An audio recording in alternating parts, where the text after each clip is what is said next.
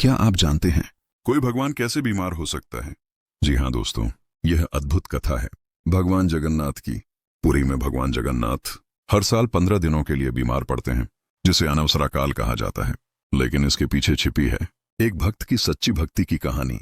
उस भक्त का नाम था माधवदास। अपनी पत्नी के देहांत के बाद माधवदास ने अपना पूरा जीवन भगवान जगन्नाथ की भक्ति में समर्पित कर दिया। उसकी भक्ति इतनी पवित्र और गहरी थी कि स्वयं भगवान जगन्नाथ कई बार उसे अपने दिव्य दर्शन दे चुके थे। लेकिन एक दिन माधवदास अचानक गंभीर रूप से बीमार पड़ गया। उसका शरीर कमजोर होने लगा, सांसें टूटने लगीं। फिर भी उसके होंठों से प्रभु का नाम रुकता नहीं था। तभी एक चमत्कार हुआ।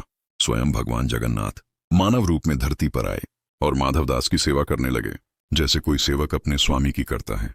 कुछ दिनों बाद जब माधवदास को होश आया तो उसने प्रभु को अपने पास खड़ा देखा। उसकी आंखों से आंसू बहने लगे। माधवदास ने कहा, प्रभु, आप तो त्रिलोकीनाथ हैं। आप तो मेरी बीमारी एक क्षण में ठीक कर सकते थे। फिर आपने स्वयं मेरी सेवा क्यों की? तब भगवान जगन्नाथ मुस्कुराए और बोले, माधवदास, यदि तुम इस जन्म में यह दुख नहीं भोगते तो तुम्हें अगला जन्म लेना पड़ता, और मैं यह बिल्कुल नहीं चाहता।